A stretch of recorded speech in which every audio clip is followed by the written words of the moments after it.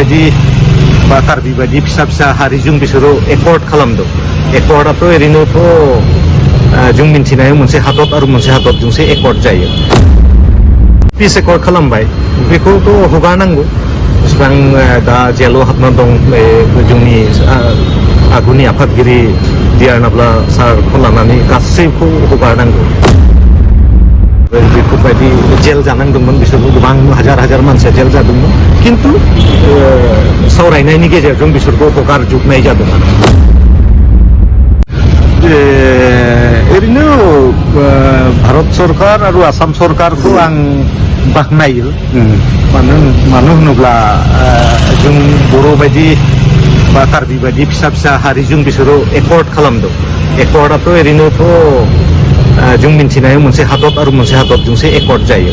खिन्थु एफा जों बायदि फिसा फिसा हारिजोंबाबो भारत सरकारा एकर्ड खालामबाय बा खालामनो गोनां जानाया बेयो बर'फोरनिनो देरहानाय बा कार्बि हारिनिनो देरहानाय होननानै आं सानो। आरो दा एकर्डनि दफाफोरखौ भारत सरकारा बेखौ थाबनो बेखौ इमप्लिमेन्ट खालामनांगोन।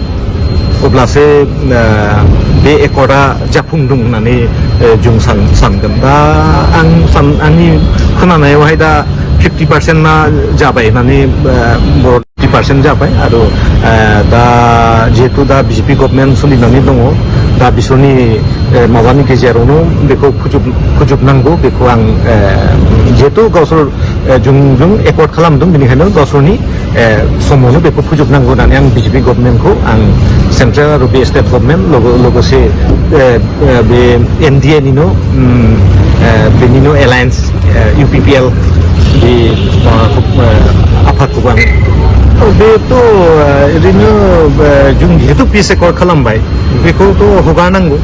जेसेबां दा जेलाव हाबना दं जोंनि आगुनि आफादगिरि डिआर नाब्ला सारखौ लानानै गासैखौ हगारनांगौ। बेबायदिनो भारतआबो मोनसे समावहाय उदांस्रि सोमावसारदोंमोन। बे समाव माबा बेफोरबायदि जेल जानांदोंमोन बिसोरबो गोबां हाजार हाजार मानसिया जेल जादोंमोन खिन्थु सावरायनायनि गेजेरजों बिसोरखौ हगारजोबनाय जादों। महात्मा गान्धीखौ लानानै गासैखौबो हगारजोबनाय जादों। बे हिसाबै जोंखौबो हगारनांगौ। जिहेतु पिस एकर्ड खालामबाय होमबालाय जुदि जोंखौ जेलाव दोनबाय थायोब्लाथ' पिस एकर्डनि जेबो मिनिं होनो गैया। बे माबा गुदुं सावरायनायनि खुनु मिनिं गैया आरो आंनि बायदियाव। बेनिखायनो थाबनो हगारनांगौ। बांद्राय बेफोरबायदि माबा मोनसे गभर्नमेन्टनि रेड टेप होनो जायखौ ना माने फोलावनाय बे नितिखौ नागारनानै थाबनो हगारनांगौ आरो बेखौ आं